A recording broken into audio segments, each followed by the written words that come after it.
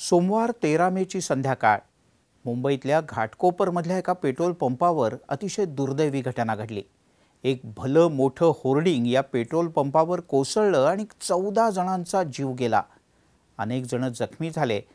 त्यानंतर होर्डिंग पडलं कसं असा प्रश्न उभा राहिला। अनेक गोष्टी समोर येत आहेत।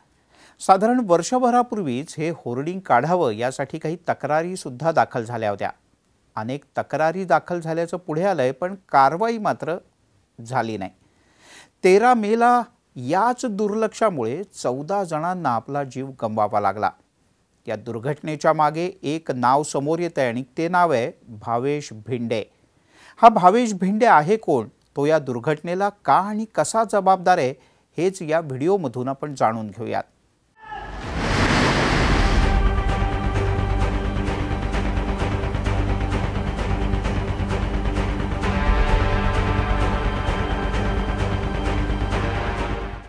मंडळी, सोमवारचा दिवस मुंबईकरांसाठी परीक्षा पाहणारा होता।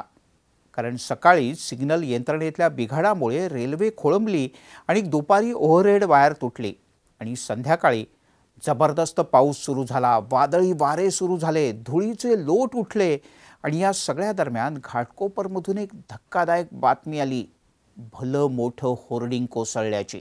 हे होर्डिंग होतं इगो मीडिया या प्रायव्हेट लिमिटेड कंपनीचं। ही कंपनी भावेश भिंडे यांच्या मालकीची आहे। मुंबईत भावेश भिंडे यांच्या कंपनीची अनेक होर्डिंग्स आहेत आणि यातली बरीचशी होर्डिंग्स बेकायदेशीर असल्याचं सुद्धा समोर येत आहे। घाटकोपरमधलं हे होर्डिंग सुद्धा बेकायदेशीर होतं।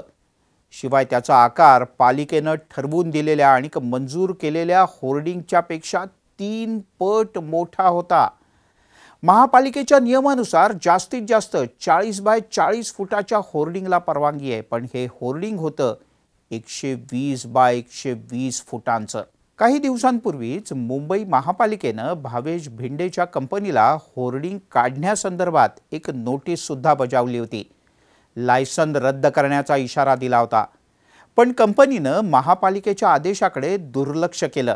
दुसरी महत्त्वाची गोष्ट की गेल्या वर्षीच्या जून महिन्यात होर्डिंग काढण्यासंदर्भात काही तक्रारी करण्यात आल्या होत्या, पण याकडे सुद्धा कोणीच लक्ष दिलं नाही आणि आज 14 जणांना या होर्डिंगमुळे आपला जीव गमवावा लागलाय।